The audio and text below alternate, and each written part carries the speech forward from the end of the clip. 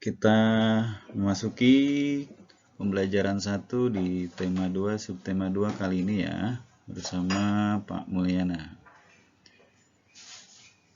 Apa sih tentang pentingnya udara bersih bagi pernapasan? Yuk kita simak pembelajarannya. Nah, ini adalah pemetaan kompetensi dasar. Ada muatan bahasa Indonesia di pembelajaran 1 dan juga muatan IPA, ilmu pengetahuan alam.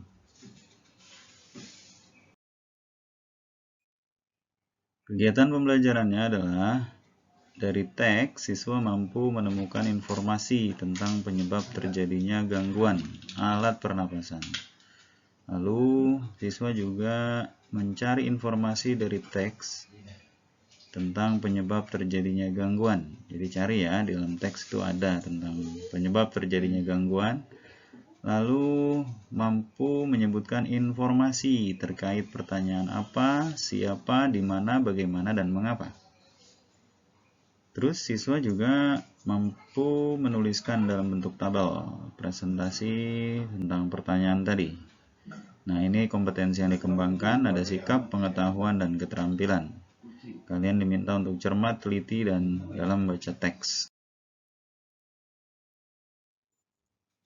Tujuan pembelajarannya adalah ini ya, menemukan informasi penyebab gangguan pernapasan.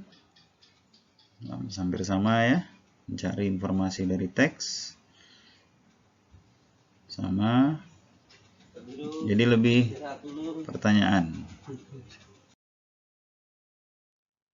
Lihat ada gambar apa di situ?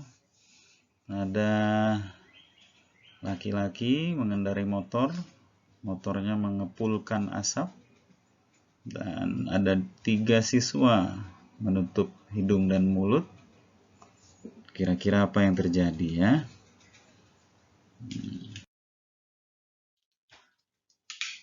Nah, ini penjelasannya. Siang itu Siti, Dayu, dan Edo berjalan bersama sepulang sekolah.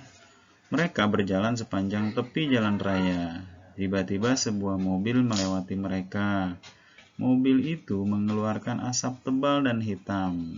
Udara di sekitarnya pun langsung berwarna kelabu. Dayu terbatuk-batuk.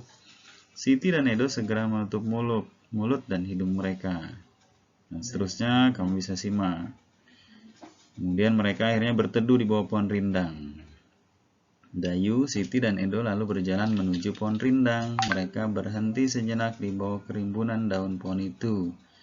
Dayu menengadahkan kepalanya lalu menghirup napas.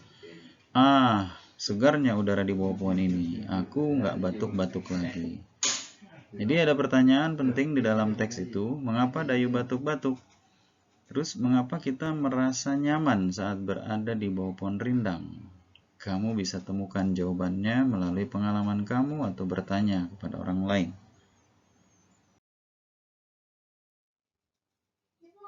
Lalu apa saja sih penyebab terjadinya gangguan pernapasan? Nah, berikut faktor-faktor penyebabnya. Yang pertama ada faktor fisik. Ya, itu ada bayi masuk dalam ventilator ya. Nah, jadi bayi terlahir misalnya prematur, ini juga bisa mengakibatkan organ pernapasan belum sempurna.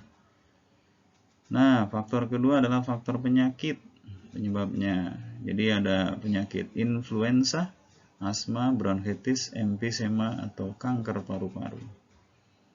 Dan faktor ketiga adalah faktor lingkungan. Jadi lingkungan kotor, asap kendaraan, asap pabrik, dan asap rokok mencemari udara. Nah, ini bisa berpengaruh terhadap organ pernapasan. Kita lanjut ya. Jadi ada 3 faktor, fisik, penyakit, dan lingkungan. Salah satu penyebab gangguan pernapasan adalah lingkungan. Banyak berita tentang pengaruh lingkungan bagi kesehatan, terutama pernapasan. Ini ada cuplikan salah satu berita di majalah Tempo edisi 21-27 September tahun 2015. Itu terjadinya di Pekanbaru. Di mana itu? Yaitu di daerah Riau. Ya. Jadi ada kebakaran. Kamu nanti cari Apa penyebabnya, kenapa terjadi, apa yang dilakukan warga, pemerintah, kemudian bagaimana sikap mereka dalam peristiwa tersebut. Ini lanjutannya ya. Bagaimana tingkat berbahaya atau tidak kalau lapisan-lapisan atau kandungan dari asap itu mengandung sulfur, monokarbon monoksida dan dioksida, nitrogen, dan ozon. Berbahaya nggak buat kesehatan ya? Nah, dari bacaan tadi, kulesak lantaran jerebu di atas, buat pertanyaan dengan kata tanya apa, siapa, di mana, bagaimana, dan mengapa. Kemudian tulis jawaban dari pertanyaan tersebut. Ini ada apa, siapa, contohnya ya. Kamu lanjutkan dengan pola yang sama. Di buku tema kalian ada. Lanjutkan. Dan setiap kata tanya buat minimal 2. Minimal ya, 2. Sempurna lebih baik.